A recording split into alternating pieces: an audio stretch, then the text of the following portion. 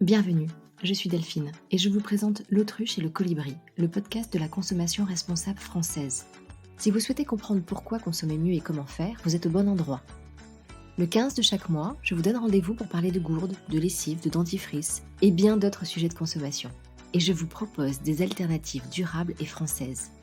Si vous appréciez cette initiative et que vous souhaitez l'encourager, abonnez-vous sur votre plateforme d'écoute préférée. Vous pourrez également me laisser une note sur Apple Podcasts et en commentaire, n'hésitez pas à me suggérer un thème qui vous intéresse. Pour rester en contact entre chaque épisode, suivez l'Autruche et le colibri sur Instagram ou Facebook. Et maintenant, place à l'épisode du jour. J'inaugure aujourd'hui un nouveau format sur le podcast L'autruche et le colibri. Il s'agit d'un format interview intitulé Entretien avec un colibri. Pour cette première interview, je reçois aujourd'hui William Wouters, fondateur de la marque Les Enfants Sauvages. Cette marque propose des déodorants bio et rechargeables. Les produits sont fabriqués en Provence et sont labellisés Origine France Garantie. Bonjour William. Bonjour. Merci d'avoir accepté d'inaugurer ce nouveau format d'interview. Vous êtes mon premier colibri avec qui je m'entretiens, donc merci infiniment. Avec plaisir, Delphine. Avant de commencer cet entretien, je vous propose de vous présenter en quelques mots. Alors, qui est William ? Je suis le fondateur des Enfants Sauvages, qui est une jeune entreprise dans les cosmétiques. On s'est lancé donc pas cet été, l'été dernier sur Ulule. Moi, je dirais que je suis une personne du commun, hein, j'ai rien de particulier, si ce n'est que j'avais envie de développer un projet qui me ressemblait pour avoir un vrai impact et sur lequel je puisse jeter un regard a posteriori et me dire que je suis assez fier de ce que j'ai fait. Donc un projet qui ait du sens, j'imagine. Marre de faire l'autruche et envie de devenir un petit colibri finalement. Oui, alors bon, ça a toujours été plus ou moins, quelque chose, dans mon éducation et un principe un peu de base. On est assez tributaire, de l'environnement dans lequel on vit avec nos parents. Quand on est étudiant, on peut pas dire qu'on pollue beaucoup, hein, parce qu'on se déplace en transport en commun uniquement et on fait ce qu'on peut avec ce qu'on a. Après en tant que personne active, c'est vrai que petit à petit, il y a eu une vraie prise de conscience sur les choses et même si, j'ai toujours fait en sorte de d'économiser, de jamais, jeter, ce qui devait pas l'être et de favoriser les réparations plutôt que changer pour du neuf. Ça, c'est une logique que j'ai toujours eue. C'est vrai que par la suite, j'ai été un peu plus proactif, c'est vrai que maintenant quand je me déplace, surtout quand on va en bord de mer, on prend un sac par exemple pour ramasser des déchets. Ça, c'est quelque chose qu'on fait, voilà, c'est pas grand chose, mais c'est un peu du tous les jours. Peut-être ça qui fait que, ouais, que les choses peuvent changer, personne par personne, quoi. C'est un peu l'idée du colibri, il me semble. Les enfants sauvages, du coup, c'est votre aventure. Tout d'abord, pourquoi avoir choisi ce nom ? Y a-t-il une anecdote derrière ? Les enfants sauvages, en fait, c'est par rapport au thème littéraire de l'enfant sauvage. L'entreprise, on l'a créée, avec Lucie, ma compagne et c'est vrai on se sent très proche de la nature. Pour nous, c'est quelque chose dont on a besoin et un environnement qui nous ressource. Et c'est vrai que l'enfant sauvage, qui est cet enfant qui a grandi justement dans la nature, en dehors de la société, et du coup sans les biais de la société, nous parlait quand même beaucoup. Et nous, notre volonté, c'était vraiment de replacer l'homme au cœur de la nature, en plein milieu. Nous, l'idée, voilà, c'était d'avoir une démarche assez naïve, mais au bon sens du terme, dans l'idée de faire quelque chose de bienveillant. De ce que j'ai pu lire, en fait, l'aventure est partie, d'un besoin finalement, vous cherchiez un déodorant, efficace et vous ne l'avez pas trouvé, donc vous l'avez créé, c'est bien ça? Ouais, exactement. En fait, j'arrivais à une période de ma vie où j'essayais d'enlever un petit peu tout ce qui était mauvais pour ma santé autour de moi. Alors ça passait par beaucoup de choses. J'ai plus ou moins réussi à chaque fois à trouver un palliatif. Là, en l'occurrence, pour ce qui est des déodorants, je j'avais un gros problème, c'est que tout ce que je considérais comme sain pour la santé n'était finalement pas assez efficace pour moi. Donc ça me posait un gros problème parce que bon, dans la vie de tous les jours, ça peut être une vraie difficulté. Et de là, il y a une amie qui m'a indiqué que les huiles essentielles, étaient quelque chose qui marchait très bien, ce que j'ai pu, évidemment valider. Mais tel quel, c'est pas très pratique, ça sent très fort et c'est pas mettre les huiles essentielles pures sous les bras, c'est pas terrible non plus. Et de là, je me suis dit: «Bah, pourquoi pas, créer justement ce produit?» Beaucoup de gens font des cosmétiques homemade, hein, déodorants à la maison dont la formule est plus ou moins toujours la même avec, en général des huiles essentielles parce que c'est quasiment le seul produit, vraiment efficace et naturel qui existe pour les déodorants. Et là, l'idée c'était voilà, faire un produit, justement avec, comme cœur d'actif les huiles essentielles, mais quelque chose de vraiment poussé, de vraiment recherché, que ce soit pour ce qui est de la senteur ou pour, de l'efficacité, de la praticité d'utilisation. Hem, Ça, c'était vraiment le projet de base, ouais. Mais comment on se dit un jour, «Bah, tiens, je vais faire des déodorants»? Enfin, je veux dire, c'est quand même une grosse aventure. Alors moi, j'ai, 20 ans d'expérience dans la cosmétique. Je sais que c'est un marché qui est quand même compliqué. Comment on se lance du jour au lendemain sur, ce marché? De façon, un peu naïve, je dirais, déjà dans un premier temps. En fait, moi, j'ai simplement fait le constat que personne ne proposait ce que moi je voulais et je me suis dit j'étais pas le seul certainement dans ce cas-là. Je me suis un peu renseigné autour de moi, j'ai vite compris que c'était, bah, j'avais pas tort, quoi. Je pense que, voilà, il y avait beaucoup de gens qui effectivement recherchaient ce genre de produit. Je me suis dit: «Bah, pourquoi pas moi?» J'étais à une période de ma vie où effectivement je cherchais à apporter plus de sens, à ce que je faisais. Donc du coup, Banco. ouais, exactement. Dans l'épisode 4 de «L'autruche et le colibri», je parle des déodorants. J'explique les différents points d'attention justement quand on achète un déodorant. C'est quoi pour vous un déodorant sain? Pour moi, un déodorant sain, c'est déjà un déodorant qui contient, aucune matière première, jugée, ben, déjà, dangereuse. Ça, c'est le premier point. Le deuxième point, c'est aussi d'éviter les ingrédients qui sont, fortement suspectés, on va dire, d'être mauvais pour la santé, même si c'est pas encore tout à fait officiel et il y a des gros débats sur la question. Je pense notamment évidemment à l'aluminium, hein. Ces ingrédients-là, typiquement, c'est quoi? C'est, bah, des additifs, certaines molécules de synthèse, l'aluminium, certains types de conservateurs. En gros, c'est à peu près tout ça. Donc pour vous, un déodorant sain, c'est exemple de tous ces ingrédients, on va dire, potentiellement nocifs ou nocifs, jugés nocifs. Ouais, exactement. Par rapport du coup à vos déodorants, vous avez fait le choix des huiles essentielles. Est-ce que vous considérez que l'huile essentielle, dans vos produits, peut, être, un ingrédient, nocif ou pas du tout?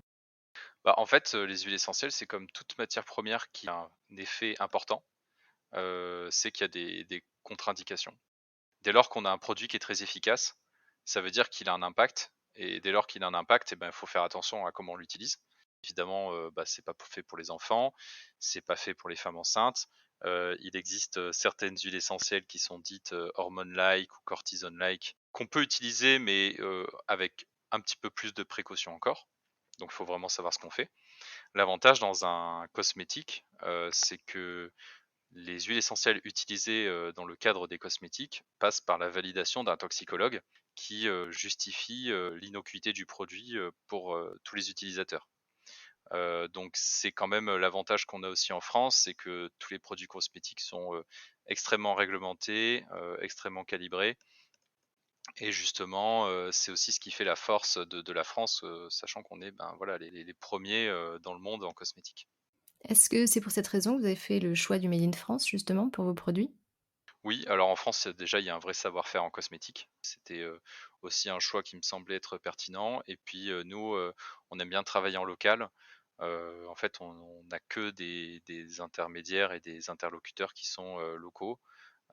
Pour nous, c'est semblé, juste logique et aussi, bah, plus humain parce que ça permet de voir les personnes, de pouvoir discuter avec eux. C'est en fait, pour nous, ça nous semblait, voilà, évident.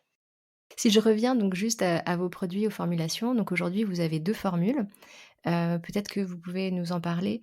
Pour parler de la formule en général, comme, je disais tout à l'heure, moi j'étais extrêmement exigeant sur 2 aspects. Déjà le premier c'était, l'efficacité, parce que faire un déodorant qui est pas efficace pour moi ça servait à rien. Aussi propre et sain soit-il, s'il sert à rien, enfin s'il est pas efficace, bah, ça sert à rien de le vendre parce que, bah, les gens vont pas l'utiliser. Ensuite le deuxième point c'était, le côté sain pour la santé. Moi, je considère que, bah, voilà, une fois qu'on a enlevé effectivement, tout ce qui est perturbateurs endocriniens, conservateurs, produits, controversés, eh ben, il nous reste, plus que des matières premières en général assez saines et en fait, nous, on a fait le pari de vouloir avoir un produit qui est en 100 naturel, ce qu'on a réussi à faire. Le produit n'a pas de conservateur. On n'utilise pas d'huile de palme, justement parce que, bah, pour l'environnement, c'est pas tellement pour l'aspect santé, mais pour l'environnement, c'est pas bon. Le produit est certifié vegan et on est à un pourcentage de bio qui est à 76, sachant que, le label standard, bio demande 10 et le Cosmos 20. Donc nous, on est à 76 et pourquoi pas plus? Et ben, parce qu'en fait, il y a du bicarbonate de soude qui est un produit d'origine minérale et que tout ce qui est d'origine, minérale ne peut pas être, certifié bio. Il faut bien comprendre que le label, c'est un label d'agriculture biologique et que l'agriculture, ça ne concerne que ce qui est d'origine organique. Certaines, matières premières qu'on utilise qui n'existent pas en bio. Donc c'est pour ça qu'on n'est pas tout à fait à 100, mais en tout cas on en est très proche. Aujourd'hui, vous avez 2 références, donc en vente, une référence santal et une référence au yuzu. Qu'est-ce qui différencie ces 2 formules du coup? Est-ce que c'est juste uniquement le parfum? Pour ce qui est de la différence entre les 2 senteurs, en fait, elle est très minime, dans le sens où la formule est exactement la même. C'est simplement, quelques huiles essentielles qui sont rajoutées pour justement faire la senteur, qui sont différentes. Les 2 senteurs sont unisexes. Il y en a une qui est au yuzu, donc qui est un agrume japonais, donc qui a évidemment un côté plutôt agrume, et l'autre au santal, qui est une senteur boisée. Donc ces 2 senteurs-là sont, comme je disais, totalement unisexes et ça dépend vraiment des goûts et de l'humeur de chacun, on va dire. Alors pour le packaging, vous avez fait le choix de flacons en verre. Le plastique est pourtant beaucoup plus léger et moins cher. Pourquoi avoir fait ce choix? Parce que le verre a cette, faculté, déjà d'être, recyclé et recyclable, sachant que le plastique qui est dit recyclé, en fait, on ne peut pas réincorporer 100 de plastique recyclé dans du nouveau plastique et il y a 90 du plastique dans le monde qui n'est pas recyclé. C'est totalement différent avec le verre, puisque le verre, en fait, il suffit de le faire fondre et c'est totalement réutilisable, et on peut faire des objets, qui contiennent 100 de verre recyclé. Mais surtout le verre a cette, faculté en fait de ne pas être justement poreux, contrairement au plastique, et donc de pouvoir être réutilisé et réutilisable. Il y a quasiment pas de migration de molécules entre le verre et son contenant, et ça en fait un matériau qui est, idéal pour la conservation de formules liquides. Les flacons sont réutilisables. Je comprends que le verre aujourd'hui était le meilleur choix aussi pour vous, pour pouvoir, proposer, du rechargeable. Finalement, vous réinventez la consigne puisque si je, cumule 10 recharges vides, je peux vous les renvoyer et le retour est gratuit et vous pouvez les re-remplir, c'est bien ça? Ouais, exactement. En fait, on a un flacon en verre dont la bille s'enlève très facilement. Il suffit de nettoyer le flacon et de le remplir avec la recharge. Et la recharge, nous, on la récupère pour la nettoyer, la réutiliser. Donc c'est effectivement un système, donc on ne demande pas de compensation d'argent. En fait, les clients ne payent pas le flacon pour les recharges. C'est en ça que c'est financièrement plus intéressant pour eux. Nous, on fait l'effort derrière de nettoyer ses recharges pour que le client n'ait pas en fait, à avoir à changer ses habitudes. On est toujours sur un déodorant à billes, mais un déodorant où on ne jette pas les flacons, tout simplement. Et c'est effectivement un peu un retour en soi des anciens systèmes, comme on connaît tous un peu la bouteille de lait qui était déposée et récupérée devant la porte. Mais en fait, c'est du bon sens. Et nous, on pense que l'avenir, c'est surtout ça. Parce que consommer toujours plus de plastique, c'est pas forcément la bonne chose à faire, à mon sens. Du coup, en fait, ce qui est super intéressant, c'est que, quand je vais racheter mon déodorant, je vais racheter finalement que la formule. Ouais, exactement. Le déodorant, le flacon est à 22 € et la recharge à 18. Et en fait, le delta du prix entre les 2, c'est le prix du flacon. Je vais enchaîner du coup sur une question effectivement par rapport au prix parce que, bon, votre produit est très agréable, hein, à utiliser et super efficace et on reviendra sur l'efficacité. Par contre, c'est clair qu'il est quand même assez cher. Qu'est-ce que vous dites aux personnes qui justement peuvent, être un peu, bloquées par, cet aspect-là? Bah, en fait, le coût d'acquisition du produit en soi est effectivement plus onéreux qu'un produit classique. Mais là où nous, en fait, c'est très intéressant pour le client final, c'est qu'en fait, un déodorant classique à billes, dure environ 1 mois et 1 semaine, et nous, le produit dure 4 mois. Donc en fait, c'est 3 fois plus qu'un déodorant à billes classique, quelle que soit l'utilisation qu'on en fait. Et du coup, de là, en fait, le prix en équivalence par rapport à une recharge à 18 €, chez nous, c'est comme si on achetait 3 déodorants à billes à 6 €. Sauf que là, on est sur un produit de très grande qualité, avec, une formule bio, un flacon en verre et qui est en plus, respectueux de l'environnement. Donc en fait, le prix pour nous est pas un grand dilemme dans le sens où comme on a fait en sorte que le produit dure plus longtemps, et ben, en fait, le client final s'y retrouve totalement. Alors, il dure plus longtemps parce que le produit est très concentré, déjà d'une première part, donc il n'y a pas besoin d'en mettre beaucoup pour qu'il soit efficace.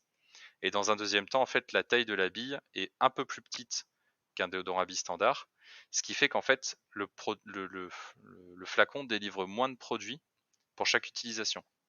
Et du coup, comme on évite le gaspillage à ce niveau-là, eh ben, on augmente la durée d'utilisation et donc le client s'y retrouve sur le long terme. Je voulais revenir sur l'efficacité parce que j'ai lu que vous aviez fait des tests en fait sur, justement l'efficacité avec des sportifs, pour valider les formules. Info ou intox? En fait, ouais, on a fait des tests avec des sportifs, mais pas que. On a fait des tests aussi avec des gens qui avaient des trains de vie très stressants. Parce qu'en fait, les odeurs de transpiration, ça peut venir de l'activité physique, mais ça peut venir aussi du stress, des hormones, de beaucoup de choses. Et on a fait beaucoup de d'essais, en fait, comme on a développé nous-mêmes la forme en fait, c'est moi-même qui ai développé la formule pendant 2 ans. En fait, on a passé, toutes ces 2 années-là aussi à faire un peu des tests en parallèle et surtout à la fin. Et en fait, on l'a fait tester, voilà, à des personnes qui sont coachs sportifs, à des commerciaux qui sont, pas mal soumis au stress, à tout un tas de personnes, en fait. Et l'avantage des aisselles, c'est qu'on en a 2 et ça permet très facilement de faire un test, en fait, en mettant, un type de déodorant sous une aisselle, un autre déodorant sous l'autre aisselle et c'est très facile de savoir à la fin de la journée lequel est le plus efficace. C'est les sniff tests qui ont dû être super sympas. Vous avez poussé, du coup l'exercice, en certifiant, vos produits donc bio, on en parlait tout à l'heure, mais aussi, en labellisant les produits, origine France garantie. C'est pas le cas de tout le monde, il y a beaucoup de marques en fait aujourd'hui, qui fabriquent en France et qui vont pas jusque-là. Qu'est-ce qui vous a motivé en fait dans ce choix? En fait, c'est vrai que dans le fabriqué en France, il y a beaucoup d'intox dans le sens où que certaines manipulations finales qui sont finalement assez minimes, qui sont faites en France et du coup les produits sont voilà, certifiés, fabriqués en France. Nous, comme la plupart du produit est de toute façon fait en France, on s'était dit, ben, comme ça au moins ça permet de le montrer assez facilement que c'est pas juste l'opération finale qui est faite en France et qui permet de garantir ça. C'est difficile de quantifier un pourcentage de fabrication de produits selon toutes les étapes, mais oui, l'idée c'est de dire que c'est au moins une majorité des process importants qui sont faits en France. Ouais.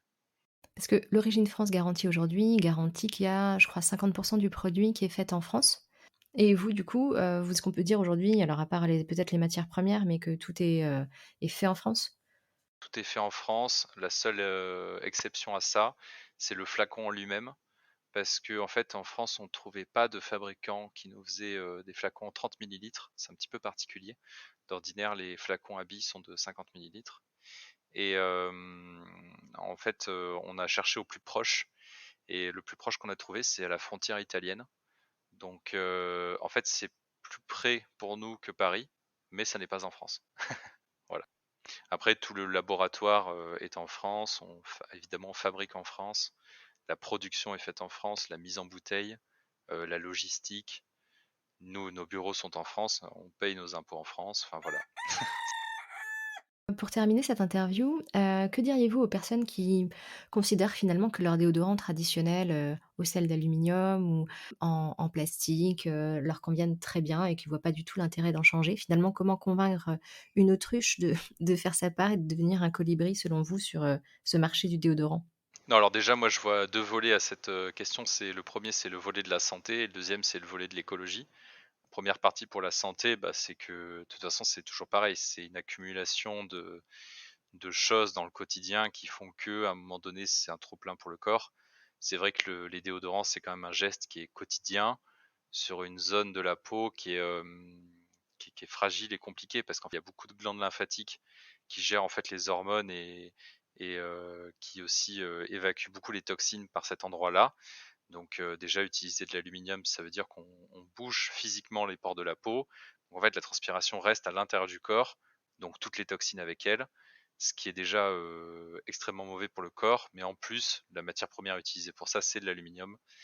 Et l'aluminium, comme pas mal d'études récentes tendent à le prouver, c'est extrêmement mauvais. Il y en a une qui est sortie il y a un mois ou deux qui met en parallèle l'aluminium avec l'amiante en ce qui concerne les effets sur les cellules humaines. Donc après, ça laisse à réfléchir. C'est un produit qui est souvent utilisé tous les jours en fait, sur une zone qui est particulière, qui est assez perméable parce qu'elle est humide. Donc oui, je pense que le déodorant, ça fait partie des choses sur lesquelles il faut se poser des questions. Pour ce qui est du volet écologique, c'est inconsommable. Donc forcément, c'est quelque chose qu'on va jeter. Si les flacons billes durent en moyenne un mois et une semaine, c'est par an 11 flacons de jetés, entre 10 et 11 flacons de jetés. Donc utiliser une solution zéro déchet à ce niveau-là, c'est vrai que ça peut représenter, multiplié par X personnes, ça peut représenter une belle participation, quoi, en tout cas. Est-ce que les enfants sauvages vont faire des petits enfants, sur d'autres marchés? sur l'hygiène, enfin plus généralement, je ne sais pas. Oui, alors effectivement, nous, on a commencé par un déodorant parce que bah, pour moi, c'était une vraie problématique. Je pense qu'avec ce produit-là, on y a quand même répondu. Là, l'idée, effectivement, pour ce début d'année 2022, ça va être de développer un nouveau produit. Nous, on aime bien faire participer les personnes autour de nous. Donc, en fait, on va poser déjà la question à toute notre communauté, savoir qu'est-ce qu'ils souhaitent comme produit. Et on va avancer avec eux sur les matières premières utilisées, sur l'efficacité des produits. Je pense qu'on va essayer de documenter ça le plus possible pour que tout le monde puisse comprendre et suivre le processus d'élaboration d'un cosmétique. Eh bien, merci beaucoup William. Alors je vais vous laisser le mot de la fin. Si vous aviez un mantra ou un message à partager, quel serait-il? Je pense que c'est peut-être la chose la plus difficile à faire, mais c'est de prendre le temps de vraiment se renseigner sur ce qu'on dit, sur ce que certaines personnes clament, vraiment prendre le temps de se renseigner sur les choses parce qu'en fait, souvent quand on gratte un peu, on se rend compte que ben parfois c'est des coquilles vides et ça permet d'éviter en fait les pièges et les faux semblants et de se diriger vers il y a beaucoup de gens qui ont des vraies démarches et des démarches engagées, mais le problème c'est que la société fait que ben au plus on a des démarches engagées, au moins on fait de marge sur les produits, au moins on peut communiquer, donc au moins on est connu. Voilà, donc c'est difficile d'être très vite connu si on a un projet qui est, sain et qui est vraiment fait pour tout le monde. A contrario, c'est vrai que quand on a quelque chose de très marketing qui est fait pour ça, bah, ça a tendance à être, malheureusement plus connu, même si c'est pas forcément les choses qui le méritent le plus, quoi. Merci William pour ces mots de la fin. Merci Delphine et au plaisir de se revoir sur l'Autruche et le Colibri. Merci à vous d'avoir écouté ce premier entretien avec un colibri jusqu'au bout. Pour en savoir plus sur les enfants sauvages et leurs produits, je vous invite à vous rendre sur le site internet lesenfantssauvages.bio. Je vous donne rendez-vous le mois prochain pour découvrir un nouveau colibri. En attendant, retrouvez des informations complémentaires sur Instagram ou Facebook et sur le site l'autruche et le colibri.fr. À très bientôt, au revoir.